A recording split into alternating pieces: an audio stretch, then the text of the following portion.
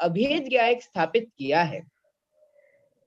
व्यवहारण्य ने समय सार की 27वीं गाथा में पर से एकता बताई थी और 7वीं गाथा में एक आत्मा में भेद किए हैं, तथा निश्चय ने 27वीं गाथा में पर से भिन्नता स्थापित की थी और 7वीं में भेद का निषेध कर एकता स्थापित की है। इस प्रकार व्यवहार का कार्य निज में भेद और पर से अभेद करके समझाना है, और निश्चय का कार्य पर से भेद और स्व में अभेद करना है। यही इसके परस्पर विरोध का रूप है। निश्चय और व्यवहार के जी यहाँ तक भाई साहब आ चुके हैं। हाँ जी हाँ भाई लेकिन साहब वो बीच में वाक्य अधूरा छूट रहा था ना, इसलिए मैंने बोला नहीं। पूरा हो जाता। चलो कोई बात नहीं, शुरू करते हैं हम लोग। मंगलाचरण बोला जा चुका है, सब चर्चा यहाँ हो चुकी है और मैं अपनी चर्चा को यहाँ बढ़ा रहा हूँ। हम लोग आज निकल रहे हैं बाहर अभी, तो क्लास की छुट्टी है आगे 5-7 दिन के लिए। एक बार अंतिम छंद बोल करके मंगलाचरण बोल लेते हैं अपन। कर कर नमन निज भावे को, जिन जिन गुरु जिन वचन को, निज भाव निर्मल करन को, जिन वर कथित नय चक्र को, निज बुद्धि बल अनुसार प्रस्तुत कर रहा हूँ विज्ञ जन। ध्यान रखना चाहिए यदि हो कहीं कुछ स्खलन, यदि हो कहीं कुछ स्खलन। परम भाव प्रकाशक के आधार से यहाँ व्यवहार न्याय की उपयोगिता के संदर्भ में चर्चा चल रही थी। एक प्रकार से आज जो विषय हम आपके बीच में चलाने वाले हैं, ये विषय है कि आखिर न्याय क्यों पढ़ें, आखिर व्यवहार न्याय को क्यों पढ़ें, आखिर इस व्यवहार न्याय की क्या उपयोगिता है, ये व्यवहार न्याय क्यों कार्यकारी है, यदि व्यवहार न्याय को पढ़ना तो व्यवहार न्याय को कैसे पढ़ना, व्यवहार न्याय को अंगीकार करना तो किस प्रकार से अंगीकार करना, और अंगीकार नहीं करना तो कैसे अंगीकार नहीं करना। देखिए आप 50 नंबर पेज है और टोडरमल जी ने स्पष्टीकरण करने के बाद स्पष्टीकरण करने के लिए प्रश्न उठाया है। वो प्रश्न देखिए आप, 50 नंबर पेज नीचे प्रश्न है। फिर प्रश्न है कि यदि व्यवहार में असत्यार्थ है तो उसका उपदेश जिन मार्ग में किस लिए दिया। कितना सुंदर प्रश्न है। क्या व्यवहार में असत्यार्थ है, और यदि असत्यार्थ है तो उसका उपदेश जिन मार्ग में क्यों दिया है। एक निश्चय ही का निरूपण करना था, अकेले निश्चय नहीं की बात कहते आप। व्यवहार की क्या जरूरत थी, नहीं होना चाहिए था व्यवहार न्याय का निरूपण। समाधान ऐसा ही तर्क समय सार में किया है, वहां यह उत्तर दिया है। क्या उत्तर दिया है, 8वीं गाथा समय सार की, याद भी है हमारे सभी विद्यार्थियों को, बोलते हैं सभी लोग।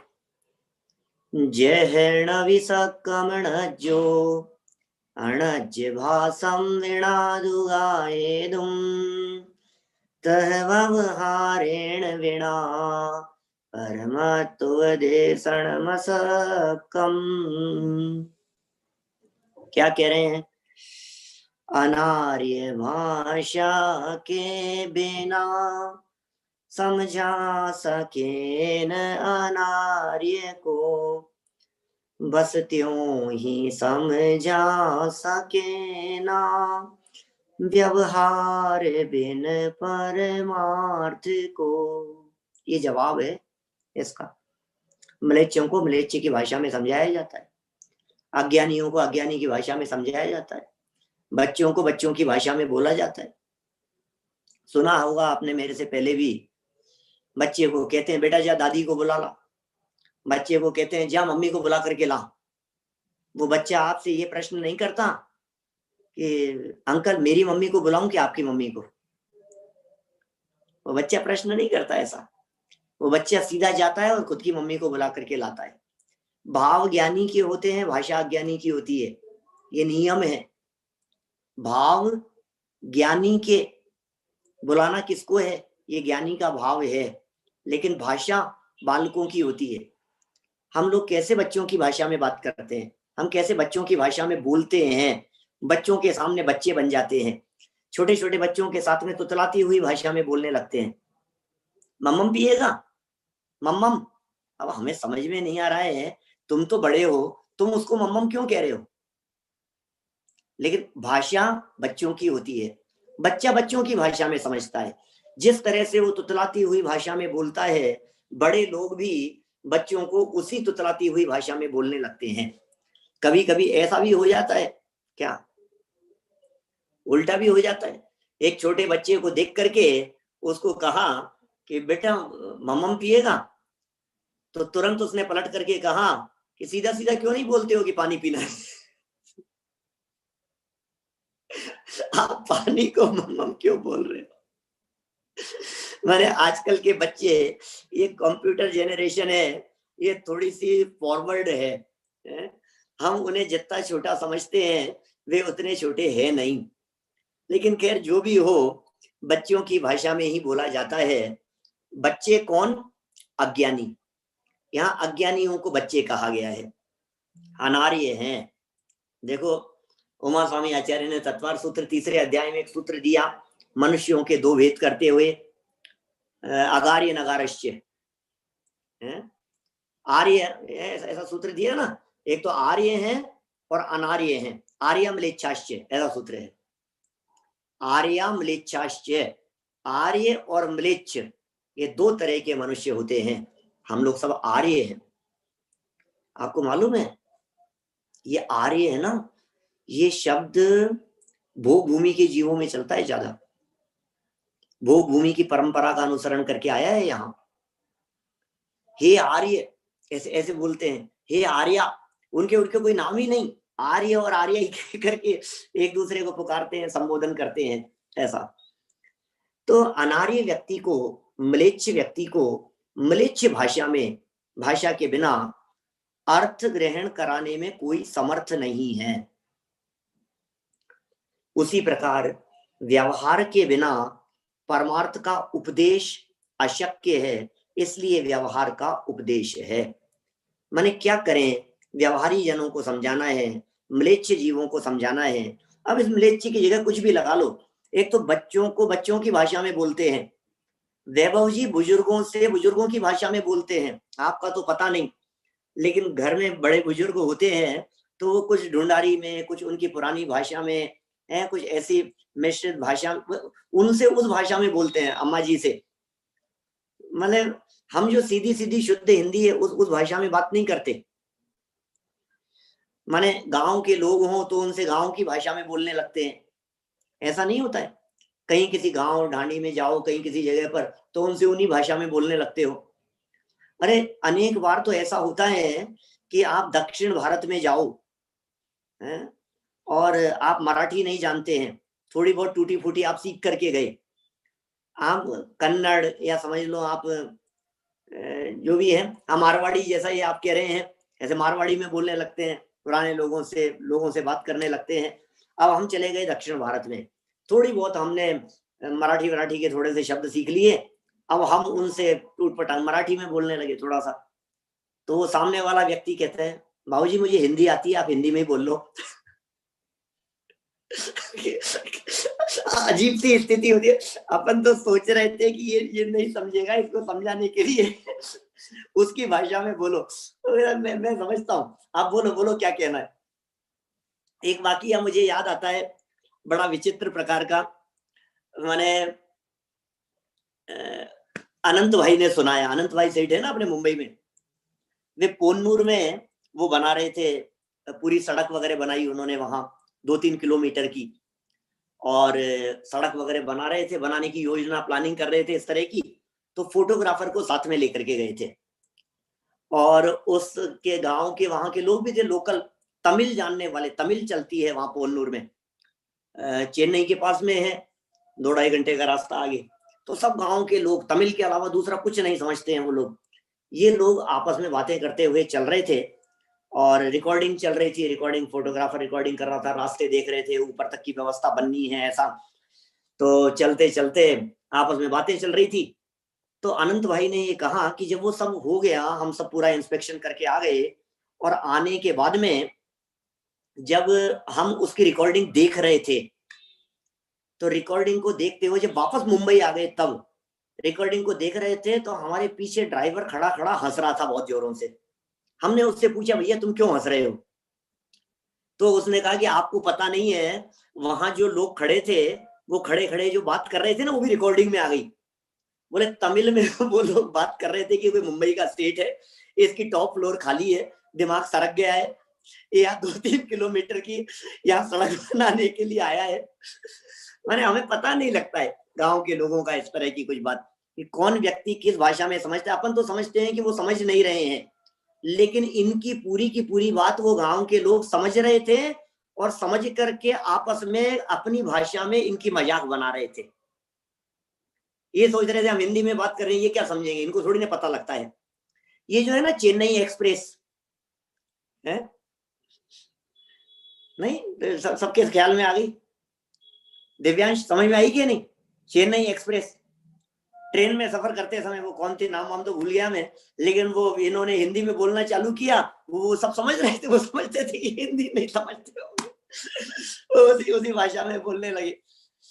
फिर देखिए, व्यवहार की भाषा कुछ एक अलग प्रकार की होती है, जो मिलावटी भाषा कहता है, लगावटी भाषा कहता है, इधर उधर की बातें कह करके पुकारता है, लगावटी मिलावटी बातें करता है, ये सब व्यवहार ने इस प्रकार की भाषा का प्रयोग करता है। देखिए क्या कह रहे हैं, इसी सूत्र की व्याख्या में, सूत्र क्या, सूत्र कौन सा है, यहाँ कौन सा सूत्र है? 8वीं गाथा को सूत्र कह रहे हैं यहाँ पर। समय सार की जो 8वीं गाथा प्रस्तुत की है, उसे सूत्र कह रहे हैं। इसी सूत्र की व्याख्या में ऐसा कहा है, व्यवहार नयो नानुसर्तव्य है, व्यवहार नयो नानुसर्तव्य है, व्यवहार नए अनुसरण करने योग्य नहीं है। इसका अर्थ है, इस निश्चय को अंगीकार करने के लिए व्यवहार द्वारा उपदेश देते हैं, परंतु व्यवहार नए है तो अंगीकार करने योग्य नहीं है। बच्चों को बच्चों की भाषा में बोल लिया है, लेकिन ये कोई अनुकरण करने योग्य नहीं है। किसी और के सामने इस तरह की भाषा का प्रयोग मत करना, समझदार लोगों के सामने इस तरह की भाषा मत बोलना। व्यवहार नयो नानुसर्तव्य, व्यवहार नए अंगीकार करने योग्य नहीं है। फिर प्रश्न उठाया, अब टोडरमल जी स्वयं प्रश्न उठा रहे हैं, बड़ा सुंदर है, 2 प्रश्न है, और 2 प्रश्नों का बहुत सुंदर टोडरमल जी साहब ने जवाब दिया है। देखिए क्या कहते हैं, मजेदार बात है थोड़ी सी। व्यवहार बिना, प्रश्न देखना, ऊपर दिख रहा है स्क्रीन पर, सेकंड लाइन प्रश्न, व्यवहार बिना निश्चय का उपदेश कैसे नहीं हो सकता, कैसे नहीं होता, ये समझ में नहीं आई बात। और व्यवहार नए कैसे अंगीकार नहीं करना, सो कहिए, बोलो।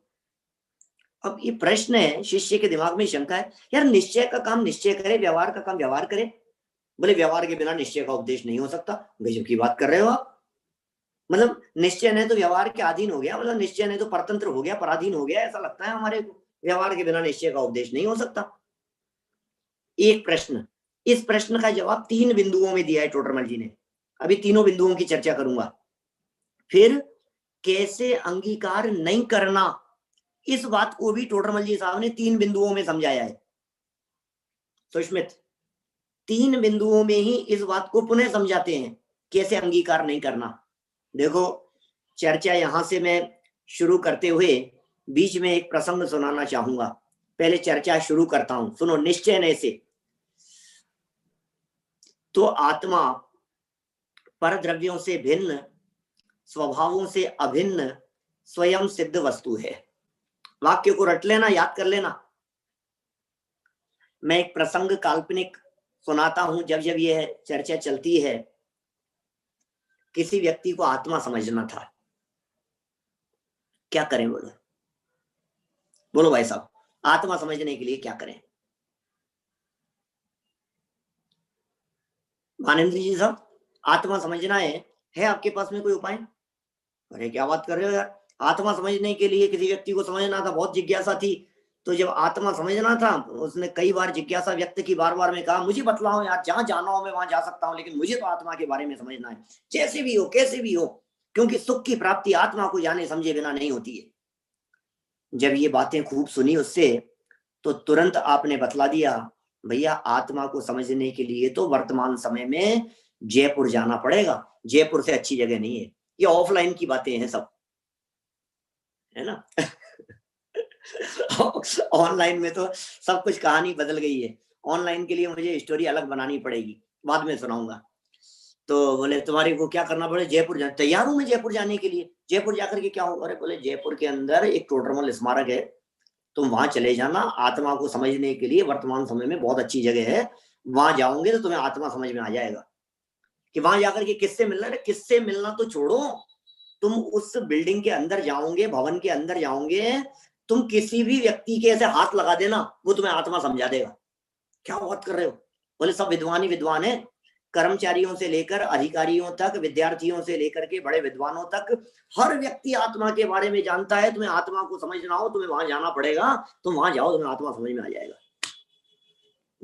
बेचारे को बहुत टिकट विकेट करा करके वो आ गया, वो तो जयपुर आ गया, टोडरमल स्मारक पहुंच गया पूछता पूछता। अब जैसे स्मारक भवन के अंदर एंट्री की और बोला कि किसी विद्यार्थी घूम रहे थे हमारे वहां, नए चक्र के विद्यार्थी थे, हैं अमन संभव, सब विद्यार्थी विद्वान थे हमारे वहां। तो पूछा भाई मुझे आत्मा के बारे में समझना है, कौन समझा सकता है? बोले अरे मैं समझा देता हूँ तुम्हारे को आत्मा के बारे में। तो उसने कहा समझाओ। उसने कहा समझा तो सकता हूं, लेकिन पहले आप ये बतलाओ, आपको निश्चय से आत्मा समझना है ना या व्यवहार से? उसने तो निश्चय व्यवहार सुना ही नहीं था जिंदगी में पहले कभी। उसका तो दिमाग, बोले मैं नहीं समझता हूँ निश्चय व्यवहार, मुझे तो आत्मा समझना है। मुझे तो इतना पता है, आत्मा को जाने समझे बिना सुखी नहीं होते। मुझे तो ये बतला दो कि आत्मा क्या है, वो समझा दो, हम नहीं समझते निश्चय व्यवहार क्या होता है। तो विद्यार्थी ने कहा अरे यार इतना सा नहीं समझते, सुनो सुनो मैं समझाता हूँ, 2 मिनट सुनो। निश्चय माने सच्ची बात, व्यवहार माने लगावटी मिलावटी झूठी बात, उपचरित बात। अब बताओ तुम्हें निश्चय से आत्मा समझना है कि व्यवहार से? क्या कहेगा भाई साहब? निश्चय से समझाओ यार, इसमें क्या, मैं क्यों व्यवहार से समझूंगा? झूठी उठी बात नहीं समझनी है मुझे, तो सच्ची बात समझाओ आत्मा के बारे में। तो ये नए चक्र के विद्यार्थी हमारे, इन्होंने निश्चय से समझाना शुरू कर दिया। क्या समझाया? तो टोडरमल जी का ये वाक्य समझाया, निश्चय से तो आत्मा पर द्रव्यों से भिन्न, स्वभावों से अभिन्न, स्वयं सिद्ध वस्तु है। बोलो भाई साहब समझ में आया कि नहीं आया? कि नहीं यार मेरे तो कुछ भी समझ में नहीं आया, आप क्या बोल गए? ना चिंता मत करो, वापस समझाता हूं, हमारा तो काम ही समझाने का है। निश्चय से तो आत्मा पर द्रव्यों से भिन्न, स्वभावों से अभिन्न, स्वयं सिद्ध वस्तु है। अब समझ में आया क्या? नहीं आया। अरे फिर समझाता हूं, निश्चय से तो आत्मा पर द्रव्यों से भिन्न, स्वभावों से अभिन्न, स्वयं सिद्ध वस्तु है। अब समझ में आया क्या? 100 बार समझाते रहोगे तो समझ में नहीं आएगा। बोलो, तुम सोच रहे हो निश्चय की बात निश्चय से समझा देंगे, 1000 बार कोशिश कर लेना, उस व्यक्ति ने माथा पकड़ लिया, समझ में नहीं आया उसको, तो क्या करें? तो टोडरमल जी ने कहा बेटा सुन, उधर से टोडरमल जी घूम रहे थे टोडरमल स्मारक में, जब इनकी आपस में जिरे बहस होती हुई दिखाई दी थोड़ी सी, ये बार बार में समझाया जा रहा है आत्मा तो परद्रव्य से भिन्न, स्वभाव से अभिन्न, स्वयं सिद्ध वस्तु है, और वो समझ रहा है, समझ में नहीं आ रहा है यार, क्या क्या क्या बोले जा रहे हो आप, ये कौन सी लैंग्वेज बोल रहे हो, ये क्या है, ये कुछ समझ में नहीं आ रहा है हमारे को। तो उधर से गुजर रहे थे टोडरमल जी, उन्होंने कहा सुन सुन, सुन मैं समझाता हूं। जो उसे नहीं पहचानते उनसे उसी प्रकार कहते रहे तब तो वे समझ नहीं पाए, इसलिए उनको व्यवहार नय से समझाना पड़ेगा। शरीर आदिक पर द्रव्यों की सापेक्षता द्वारा समझाना पड़ेगा। उसको समझाना पड़ेगा कि भैया ये जो मनुष्य है ना, नर, यही आत्मा है। नर नारक पृथ्वी का आदि रूप जीव, ये सब आत्मा ही है। जब ये विशेष करके हमने खोल करके समझाया, तब मनुष्य जीव है, नारकी जीव है, इत्यादि प्रकार सहित उन्हें जीव की पहचान, तो अच्छा ये जीव है। अब तुम निश्चय से समझाते रहो, नहीं नहीं, ये तो व्यवहार है, व्यवहार से नहीं समझाएंगे हम तो नहीं। अरे भैया, नहीं समझ पाओगे किसी भी व्यक्ति को जब तक तुम व्यवहार का सहारा नहीं लोगे, तब तक निश्चय की बात को समझा नहीं सकते हो। निश्चय की बात तो है जैसा है। निश्चय क्या होता है बोलो? छठी गाथा का विषय निश्चय का, जो ज्ञात है सो वही है, बस। बोलो आप क्या करोगे? जो है सो है, कुछ तो समझाओ। नहीं नहीं, वो तो व्यवहार हो जाएगा। ज्यादा समझाऊंगा, इधर उधर की बातें बोलूंगा तो व्यवहार हो जाएगा। तुम तो ये समझ लो अभेद अखंड आत्मा है। क्या बात कर रहे हो? एक पहला पॉइंट दिया, भेद करके समझाना। पहला पॉइंट क्या दिया यहाँ? विशेष करके समझाना, भेद नहीं, विशेष। विशेष वाला पॉइंट है। असद्भुत व्यवहार में इसे समझाया जा रहा है यहाँ पर। समझ में आ रही है बात? जो आत्मा का जो कथन किया वो स्वाश्रितो निश्चय वाला कथन किया, और पराश्रितो व्यवहार से जब समझाया तो बात समझ में आई। ये स्वाश्रित कथन है ना, पर से भिन्न, स्वभावों से अभिन्न, स्वयं सिद्ध, ये स्वाश्रितो निश्चय है। और शरीर आदि से समझाया, 2 इंद्रिय जीव है, पंचेंद्रिय जीव है, 4 इंद्रिय जीव है, मनुष्य जीव है। देखो ये जो गाय भैंस जो दिखाई दे रही है, ये सब जीव ही तो है, तुम भी जीव हो। तो ये सब जो सब समझाया, विशेष करके समझा दिया। ये पराश्रित किया, शरीर आदि की सापेक्षता से समझाया। तो स्वाश्रितो निश्चय है, पराश्रितो व्यवहार है। ये परिभाषा यहाँ इस फर्स्ट पॉइंट में लागू होती है। ठीक है, अभी देखो निश्चय से दूसरी बात बताते हैं नीचे। अथवा अभेद वस्तु में, बस यहीं तक। अथवा अभेद वस्तु में भेद उत्पन्न करके ज्ञान दर्शन आदि गुण पर्याय रूप जीव के विशेष किए, तब जानने वाला जीव है, देखने वाला जीव है इत्यादि प्रकार सहित उसको जीव की पहचान हुई। सोचो, अब निश्चय से कहते रहो, निश्चय से तो आत्मा अभेद है, निश्चय से तो आत्मा अभेद है। अब बोलो क्या होगा? अरे कुछ तो समझाओ, अभेद माने क्या? अभेद वस्तु निश्चय से है, बराबर, और उस अभेद में किए भेद आत्मा में ज्ञान। अरे भैया सुन सुन सुन, ये जो शरीर है ना, इस शरीर के साथ साथ में तू ये समझ, जानने वाला, ओ, जिसमें ज्ञान दर्शन है, जिसमें सुख वीर्य दिखाई दे रहा है, जिसमें चारित्र आदि दिखाई दे रहे हैं, ये जीव है। तब उसे पहचान हुई भाई साहब। आप कहते रहो। पहला पॉइंट क्या था? निश्चय से तो आत्मा परद्रव्य से भिन्न, स्वभाव से अभिन्न, स्वयं सिद्ध वस्तु है। बोलो, जो उसे नहीं पहचानते उन्हें उसी प्रकार कहते रहो। 2 मिनट कहो, 10 मिनट कहो, 15 मिनट कहो, 2 घंटे कहो, कुछ फर्क नहीं पड़ने वाला है, कुछ नहीं समझ में आएगा। दूसरा पॉइंट, अभेद वस्तु में भेद उत्पन्न करके, ये भेदाश्रित व्यवहार है, ये सद्भूत व्यवहार है। देखो, बात को गहराई से समझना पड़ेगा आपको। ऊपर असद्भूत व्यवहार ने की अपेक्षा से कथन किया, समझाया। यहाँ सद्भूत व्यवहार की अपेक्षा से समझा रहे हैं। यद्यपि ये भेद प्रभेद अभी हमने समझाए नहीं है, आप लोगों को समझाएंगे यथा संभव, यथा समय आगे। देखिए आगे बढ़ते हैं। इसी तरह तीसरा बिंदु, तथा निश्चय से वीतराग भाव मोक्ष मार्ग है। निश्चय से क्या है? मोक्ष मार्ग। वीतराग भाव का नाम मोक्ष मार्ग है। उसे जो नहीं पहचानते उनको ऐसे ही कहते रहे तो वे समझ नहीं पाए। बोलो, कितना सुंदर लिखते हैं टोडरमल जी साहब मोक्ष मार्ग प्रकाशन में। 243 नंबर पेज, 244 नंबर पेज, ये चर्चा चल रही है। आज भी चर्चा चली थी सुबह। सम्यक चारित्र किसका नाम है? वीतराग भाव। चारित्र है सो वीतराग भाव है, ऐसे शब्द लिखे उन्होंने नीचे से 5वीं छठी लाइन में। चारित्र है सो वीतराग भाव है। निश्चय से तो वीतराग भाव ही चारित्र है, वीतराग भाव को ही चारित्र कहते हैं। लो चलो, तुम्हें चारित्र अंगीकार करना है ना, करो करो। वीतराग भाव, वीतराग भाव है, समझ में नहीं आ रहा, क्या करूं क्या करूं? बोलो, वीतराग भाव करो साहब, वीतराग भाव करो आप। तो यही चारित्र है, यही सम्यक चारित्र है। अब क्या करेगा आदमी, दिमाग काम नहीं करता है, क्या करूं वीतराग भाव को? बोलो, आपने तो कह दिया वीतराग भाव। सच्चा चारित्र तो वही है, सच्चा चारित्र तो वही है, वीतराग भाव ही सच्चा चारित्र है। अब हम करें क्या इस वीतराग भाव को लेकर के? तो कह रहे हैं जो व्यक्ति नहीं पहचानते ना, समझेंगे नहीं सामने वाले व्यक्ति, व्यवहार नए से समझाओ। क्या समझाएं? बोले तत्व श्रद्धान और ज्ञान तो साथ में होना चाहिए। क्या? तत्वार्थ श्रद्धान, तत्व श्रद्धान और ज्ञान ये तो साथ में होना चाहिए। और बोले पर द्रव्य का निमित्त मिटाने की सापेक्षता द्वारा फिर उन्हें समझाया ये निमित्त भी नहीं रहे। भैया देख, ये राग के निमित्त है, इनको छोड़।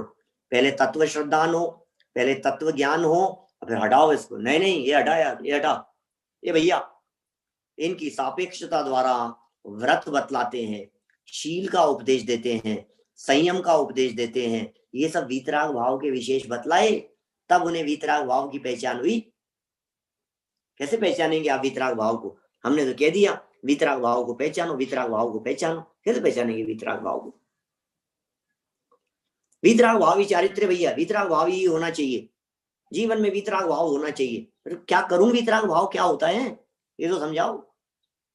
तो फिर समझाया व्रत ले लो, नियम ले लो, संयम से रहो, शील का पालन करो, सदाचार से जीवन जियो, अणुव्रत ले लो, महाव्रत ले लो। जब इस प्रकार से समझाया गया तो पहचान हुई उसे क्या होता है बोलो। तो उसे पहचान होगी कि वास्तव में ये क्या है चीज। धर्म किसका नाम है, चारित्र किसका नाम है।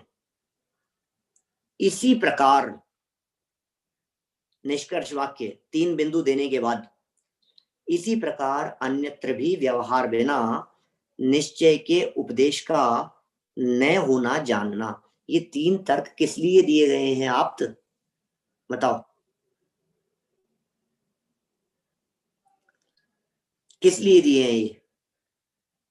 ये 3 तर्क इसलिए दिए हैं जिससे आपको ये बात समझ में आ जाए, व्यवहार के बिना काम नहीं चलेगा यार, व्यवहार के बिना तो काम नहीं चलेगा भैया। अब ये टोडरमल जी के तो 3 एग्जाम्पल हो गए, 3 बातें हो गई टोडरमल जी के आधार पर, जो टोडरमल जी साहब ने यहाँ दी है। मैं आपसे कहता हूँ टोडरमल जी को हटा दो और आप ही जरा अपनी लाइफ में प्रयोग करके देखो, आपको क्या लगता है। जब आप अपनी लाइफ में इन बातों को प्रयोग करके देखेंगे, अक्षत ख्याल में आ रही है बात, जब आप अपनी लाइफ में इन बातों को प्रयोग करके देखेंगे तो आपको लगेगा यार मैं क्या करूं, इन्होंने तो मेरे से पूछा है नाम बतलाओ आपका, अब मैं क्या करूं। तो वैसे आप मेरा नाम पूछ रहे हो, मैं निश्चय से बताऊं या व्यवहार से बताऊं? क्या होगा बोलो? निश्चय से नाम, आपको कौन सा नाम बतलाऊं? निश्चय से तो मेरा नाम शुद्धात्मा। किसी सड़क चलते व्यक्ति ने पूछा भाई तो आपका नाम क्या है, ट्रेन में किसी व्यक्ति ने पूछा आपका नाम क्या है, मेरे को आपसे काम है, मैं जयपुर आऊंगा तो आपसे बात करूंगा, आपका नंबर मेरे को बतला दो एक बार। मोबाइल नंबर ले लिया, बोले किस नाम से सेव करूं? बोले निश्चय वाला बताऊं कि व्यवहार वाला? बोले निश्चय से तो मेरा नाम शुद्धात्मा है, व्यवहार से मेरा नाम संजीव गोदा है। अब तो तुम्हें 2-3 में कौन सा सेव करूं इसमें से? मैं निश्चय व्यवहार क्या होता है? निश्चय माने सच्चा और व्यवहार माने झूठा। तो क्या होगा? कितनी गड़बड़ हो जाएगी। किसी व्यक्ति को पुकारते समय, किसी को आवाज लगाते समय, किसी से बात करते समय आप यदि उसको सिर्फ और सिर्फ यही कहते रहेंगे कि भैया शुद्धात्म, ए शुद्धात्म शुद्धात्म, क्या होगा बोलो? कोई नहीं सुनेगा। इसका मतलब व्यवहार में कितनी उपयोगिताएं हैं। क्या निश्चय से तो मैं, निश्चय से शुद्धात्म मेरा नाम है, क्योंकि वो त्रिकाल नाम है इसलिए वो निश्चय से है। नाम नए से देखोगे तो निश्चय से यही नाम कहा जाता है, ठीक है ना। कुछ नाम नहीं है ऐसा भी कहा जा सकता है, निश्चय से कुछ नाम नहीं है, और यह भी कहा जा सकता है कि निश्चय से वो नाम है मेरा, शुद्धात्म है मेरा नाम। निश्चय किसका नाम? जो नहीं बदले उसका नाम निश्चय, जो बदल जाए उसका नाम व्यवहार। अभी मैं मनुष्य हूं ये कहना व्यवहार है, मैं आत्मा हूं ये कहना निश्चय है कि नहीं? निश्चय से आत्मा हूं या नहीं मैं? आत्मा भी तो उसका नाम है, शब्द नए से आत्मा भी तो पुकार रहे हो आप उसको। आप ऐसा कैसे कह सकते हैं कि शुद्धात्म है मेरा नाम कहना निश्चय नहीं है? नाम नहीं ये कहता है जो वस्तु है उस वस्तु का जो भी नाम है वो धर्म उसमें मौजूद है, इसलिए उसे उस नाम से पुकारा जा रहा है। हमने कहा आत्मा, तो आत्मा कैसे कह दिया? निश्चय से आत्मा है, आत्मा तो आत्मा ही है। शुद्धात्म कह दो उसे, त्रिकाल शुद्ध है, अनादि काल से अनंत काल तक मैं शुद्ध था, शुद्ध हूं और शुद्ध ही रहूंगा, शुद्ध आत्मा हूं, सिद्ध भगवान बन जाऊंगा, सिद्ध भगवान में भी शुद्ध आत्मा हूं। महावीर भगवान नहीं है, वो भी शुद्ध आत्मा है, और मैं बोले मैं भी शुद्ध आत्मा हूं, और चींटी बोले वो भी शुद्ध आत्मा है। ये है स्थिति, अनादि अनंत एक नाम है। चलिए बात यहाँ क्या चल रही है कि साहब ये बातें तो समझ में आ गई, तो फिर ऐसा ही मान लेते हैं नर नारकादि वाला जीव है, ऐसा ही मान लेते हैं, और ऐसा ही मान लेते हैं कि आत्मा में ज्ञान दर्शन आदि है, ऐसा ही मान लेते हैं कि व्रतशील संयम आदि वीतराग भाव है, ऐसा ही मान लेते हैं। टोडरमल जी ने कहा मान मत लेना, क्या ये मान लिया तो मारा जाएगा, ये बातें सब व्यवहार नहीं की थी।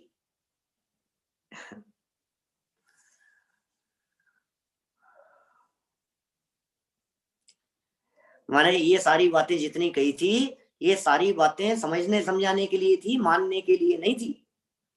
शुभ भाव से शुद्ध का परिचय कराया, बिल्कुल ऐसा भी कह सकते हैं। ये जो वीतराग भाव की जो चर्चा की है ना, इस वीतराग भाव की चर्चा में शुभ भाव का से शुद्ध का परिचय कराने के लिए ये बातें कही गई है। टोडरमल जी बड़ी सुंदर बातें कह रहे हैं नीचे, जरा ध्यान दीजिए क्या कह रहे हैं, सुनो जरा।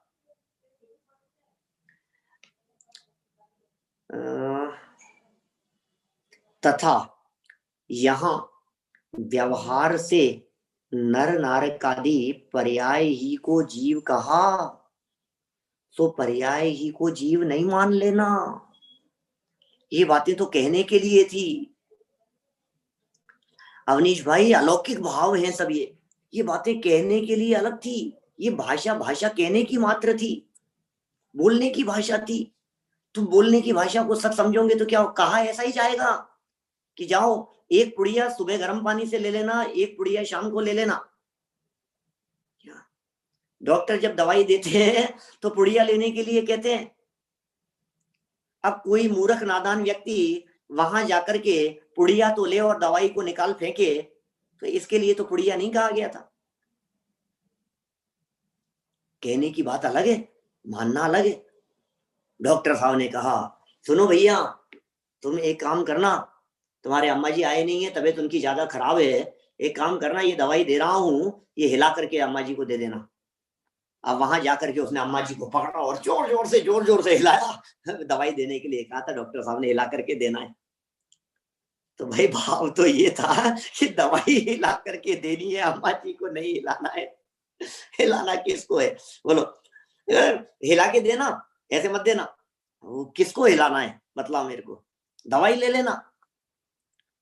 जहां देखो चाय का पैकेट बाजार से खरीद करके लेकर के आते हैं, जहां चाय लिखा होता है उसको बनाया नहीं जाता है, उसे पिया नहीं जाता है, और जहां नहीं लिखा होता है उसे उपयोग में लिया जाता है। इतने समझदारी से हम लोग सारे काम करते हैं दुनिया में, यहाँ क्यों नहीं समझ रहे हैं। नर नारकादि कहा गया है, ये पैकिंग की दृष्टि से कहा गया है। माल जो जीव था वो तो अंदर है, ये नर नारकादि तो पैकिंग है। इस पैकिंग को जीव मत समझ लेना, ये टोडरमल जी समझाना चाह रहे हैं।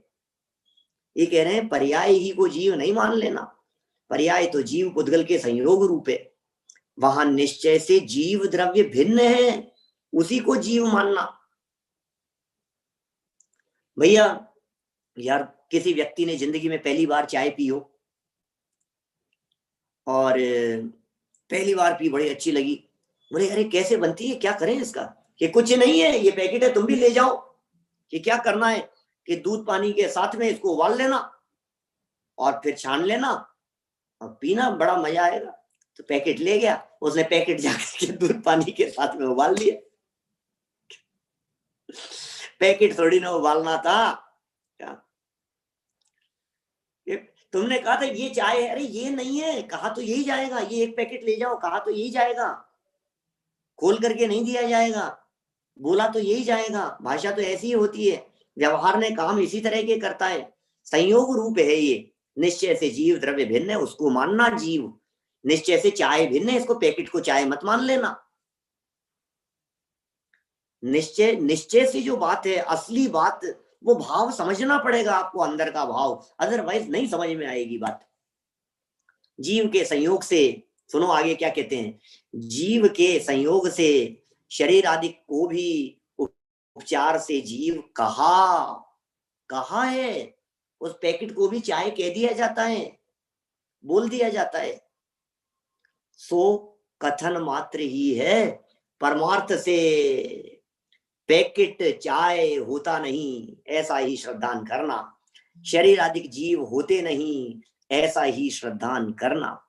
ये कह रहे हैं। दूसरा प्रश्न क्या था, वो दूसरे प्रश्न के पॉइंट चालू हुए हैं यहां, भूल गए आप लोग? ऊपर 51 पेज पर अपनी इस पुस्तक में 2 प्रश्न रखे थे सामने। व्यवहार के बिना निश्चय का उपदेश कैसे नहीं हो सकता? ध्यान है, दिखा दो एक बार ऊपर वापस दिखा दो भैया। संभव संयम, देखो जहां लिखा था ऊपर, उस प्रश्न को देखो वापस। 51 नंबर पेज की स्टार्टिंग दिखाओ, पिछले पेज की ऊपर। हाँ देखिए, यहां नीचे प्रश्न लिख रहा है, व्यवहार बिना निश्चय का उपदेश कैसे नहीं हो सकता? समझ में आई क्या आपको? कैसे नहीं हो सकता? कैसे नहीं हो सकता साहब? सब हो जाएगा। तो कहा निश्चय से तो आत्मा पर द्रव्य से भिन्न, स्वभाव से अभिन्न, स्वयं सिद्ध वस्तु है। एक बार समझाया, ठीक है। फिर कहा निश्चय से तो आत्मा अभेद है, दूसरे प्रकार से समझाया। समझा लो आप, व्यवहार के सहारे के बिना कैसे समझाओगे अभेद अखंड आत्मा को? फिर कहा चारित्र तो वीतराग भाव होता है, समझा लो व्यवहार के बिना उस वीतराग भाव को। तो हमने समझा दिया, 3 उदाहरण देकर के तुम्हें कह दिया, दुनिया भर की सब जगह पर लगा लेना तुम इस बात को। व्यवहार के बिना निश्चय का उपदेश नहीं हो सकता है, सीधी सी बात है। ये 3 बिंदु दिए फर्स्ट क्वेश्चन के आंसर के लिए। और व्यवहार ने कैसे अंगीकार नहीं करना, इसके लिए ये पलट करके वापस 3 बिंदु दे रहे हैं। उन्हीं बातों को पलट करके समझा रहे हैं, कैसे अंगीकार नहीं करना। तो ये कह रहे हैं नर नारकादि को जो जीव कहा था ना, उसको ही जीव मत मान लेना, ये व्यवहार कैसे अंगीकार नहीं करना, ये बात समझा रहे हैं यहां। देखिए आ जाइए वापस नीचे, हो गया ये लास्ट लाइन देखिए इसकी। पहला पॉइंट हो गया, परमार्थ से शरीर आदि जीव होते नहीं, ऐसा श्रद्धान करना। बराबर, उतरो भैया नीचे। हाँ और नीचे, और नीचे, बिल्कुल नीचे आ जाओ, लास्ट लाइन पेज की। अब सेकंड वाले पॉइंट की बात करते हैं। अभेद आत्मा में ज्ञान दर्शन आदि भेद किए थे, व्यवहार ने से किए थे। 7वीं गाथा के अंदर भेद करके बतला दिया। दृग ज्ञान चारित्र जीव के हैं, यह कहा व्यवहार से कहा गया है भाई साहब। दर्शन ज्ञान चारित्र ये सब व्यवहार से भेद करके कह दिए। तो कह रहे हैं सो ने भेद रूप ही नहीं मान लेना। बोलो, भेद रूपी मत समझ लेना, आत्मा में कोई ऐसे भेद है नहीं। आत्मा में ज्ञान चंद जी कोई टॉप फ्लोर पर रहते हो, दर्शन लाल जी नीचे रहते हो, ऐसा कोई भेद तो है नहीं।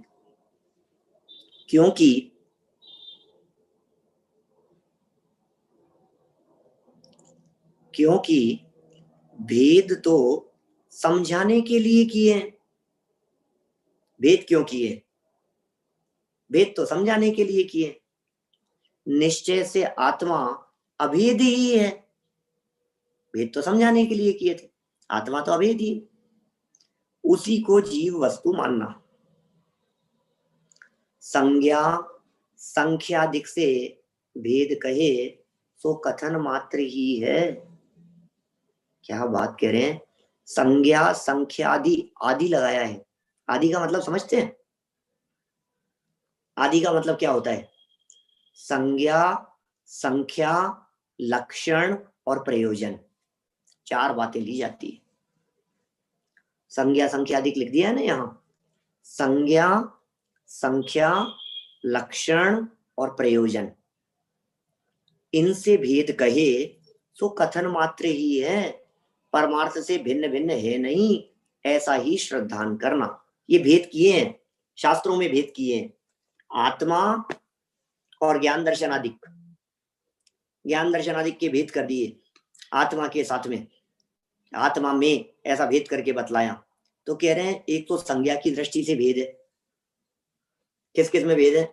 एक का नाम था आत्मा, एक का नाम है ज्ञान दर्शन आदि। अलग है ना, देखो संज्ञा अलग अलग है। संख्या की दृष्टि से देखो, आत्मा एक, गुण अनंत। संख्या की दृष्टि से भी भेद है, आत्मा एक है, गुण अनंत है, तो ये भी भेद हो गया। लक्षण की दृष्टि से देखो तो आत्मा जो द्रव्य है वो अनंत गुणों वाला है या उपयोगो लक्षणम वाला है? द्रव्य, वस्तु की बात करें तो सत द्रव्य लक्षणम ऐसा कह दो। और लेकिन जो गुण हैं वे कैसे हैं? बोले द्रव्याश्रया निर्गुणा गुणा। द्रव्य तो निर्गुण होते हैं, उनमें कोई गुण नहीं है, ये लक्षण है उनके। सत द्रव्य का लक्षण है, आत्मा का लक्षण है या वस्तु का लक्षण है ऐसा कहो। द्रव्य का लक्षण, वस्तु का लक्षण सत्य है, बराबर। लेकिन गुण का लक्षण क्या है? गुण का क्या लक्षण है? बोले निर्गुणा गुणा, द्रव्याश्रया निर्गुणा गुणा, ऐसा ऐसा परिभाषा है ना। जो निर्गुण होते हैं उन्हें गुण कहते हैं। तो लक्षण की दृष्टि से भी अंतर हो गया, संज्ञा की दृष्टि से अंतर हो गया, नाम अलग अलग है। संख्या की दृष्टि से अंतर बतला दिए, वो एक है, ये अनंत है। लक्षण की दृष्टि से अंतर बतला दिया, गुणों में और आत्मा में। और प्रयोजन की दृष्टि से भी अंतर है। गुण भेदों का प्रयोजन आत्मा को समझना है। आत्मा में ज्ञान है, आत्मा में दर्शन है, आत्मा में चारित्र है, आत्मा में सुख है। ये सब भेद क्यों कर रहे हो? बोले समझाने के लिए, समझने के लिए, समझने और समझाने के लिए भेद किए जा रहे हैं। ये तो गुणों का प्रयोजन हो गया। द्रव्य का प्रयोजन क्या है? बोले समा जाना। इनका प्रयोजन समझना, उनका प्रयोजन समा जाना। ये दोनों के प्रयोजन भिन्न भिन्न। तो इस तरह से परमार्थ से इनको भिन्न भिन्न मत समझ लेना। ये सब व्यवहार मात्र है, कथन मात्र है। इसका अर्थ ऐसा नहीं है कि ज्ञान को निकाल करके भेज देंगे आप कहीं और। यार एक काम करो ना, वो वाक्य याद आता है उसका, है 3 इडियट्स का, क्या राजू और क्या नाम था उसका दूसरे का, पता नहीं, राजू और फैयाज, फैयाज क्या नाम था ऐसा कुछ। तो बोले वो कहता है कि ये जो तुम दोनों की बहुत अच्छा एज एक्सपेक्टेड। अच्छा क्वेश्चन है। इन लोगों की जो ब्रेन है ना, ये मार्केट में ले जाकर के बेचे जाएं तो बहुत पैसे मिलेंगे। क्यों? क्योंकि ये अनयूज्ड हैं, इनको यूज नहीं लिया गया है। आपको समझ में आ रही है यहाँ क्या बात चल रही है? ये क्या कह रहे हैं? माने ये जो कथन मात्र है, ये जो ज्ञान दर्शन आदि के जो भेद किए हैं, ये भेद कथन मात्र हैं। परमार्थ से इनको भिन्न नहीं किया जा सकता है। क्या ऐसा हो सकता है किसी ने अपने ब्रेन को ज्यादा यूज में नहीं लिया हो तो उसके ब्रेन को निकाल करके मार्केट में बेचाएं? कितने दाम मिलेंगे? यार मैं तो एक काम कर रहा हूं यार, एक काम करो तो इनका जो है ना, इनकी डेथ हो जाए तो डॉक्टर साहब ऑपरेशन करके इनका ब्रेन मेरे लगा देना, तो पूरा का पूरा ज्ञान मेरे पास में आ जाएगा। क्या ऐसा ज्ञान को ट्रांसफर किया जा सकता है? नहीं, ज्ञान अलग है, कह तो रहे थे आप, ज्ञान अलग है, भेद करके समझाया था। आत्मा अलग होता है, ज्ञान अलग होता है। ज्ञान उसका गुण है, आत्मा अलग है। संज्ञा से भेद कर दिया, संख्या से भेद कर दिया, लक्षण प्रयोजन से भेद कर दिया। बोले सुन बकवास मत कर, समझ, थोड़ा सा बुद्धि लगा। ये जो भेद किए हैं ना, ये सब समझने समझाने के लिए किए, वस्तुतः है नहीं कुछ भी। जितने भेद तुम्हारे को बतलाए ये भेद है नहीं, वस्तुतः इनमें किसी भी प्रकार का भेद नहीं है। वानेन्द्र जी साहब, अब देखो तीसरा पॉइंट क्या कह रहे हैं। तीसरे बिंदु में कहते हैं तथा परद्रव्य का निमित्त मिटने की अपेक्षा, पर का निमित्त मिटाने की अपेक्षा व्रत, शील, संयम आदि को मोक्ष मार्ग कहा समझाने के लिए कहा है, निमित्त मिटाने के लिए कहा है। इन्हीं को मोक्ष मार्ग नहीं मान लेना। इनको मोक्ष मार्ग मान लेगा तो पेज नंबर 245 मोक्ष मार्ग प्रकाशक, अजय जी साहब ध्यान आ गया होगा, सुबह का प्रकरण है वो, तुझको ही छिलके को ही चावल मान करके संग्रह करेगा, इनको मोक्ष मार्ग मान लेगा तो। आप भी थे ना वानंद जी साहब, बोलो तुम छिलके को ही चावल मान लोगे तो छिलके छिलके का संग्रह कर रहा है नादान मूर्ख व्यक्ति, लाभ के बदले हानि उठाएगा। तो टोडरमल जी ने स्पष्ट कर दिया यहाँ, ये भी तो टोडरमल जी की लाइनें हैं क्या। माने अभी हमने पढ़ रहे हैं मोक्ष मार्ग प्रकाशक में सुबह 245 नंबर पेज, ठीक है। अब टोडरमल जी ये आगे बताने वाले हैं 252-53 नंबर पेज पर, जो पंक्तियां अभी अपन पढ़ रहे हैं ये।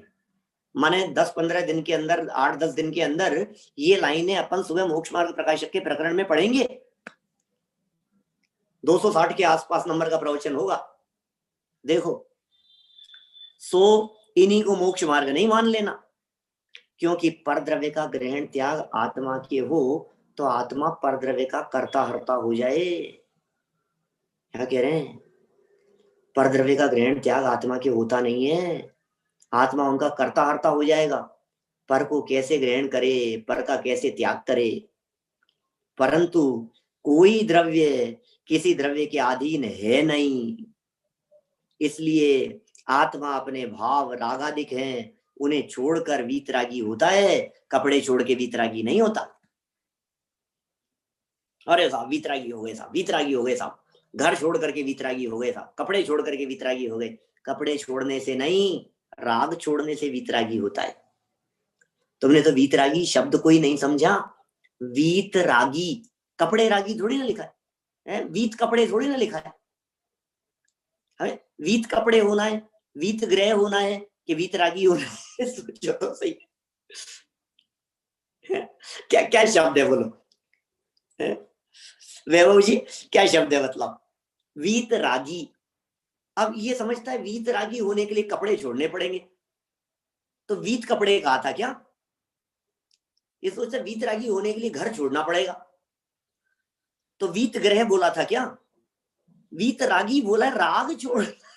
बिना राग छोड़े कैसे काम चलेगा?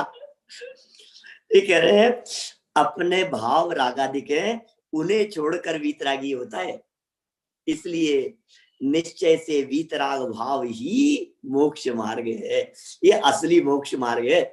असली मोक्ष मार्ग तो पहचाने नहीं, और उपचरित मोक्ष मार्ग को मोक्ष मार्ग समझ लिया, धोखे में है भाई साहब, गलतफहमी में है वीतराग भावों के।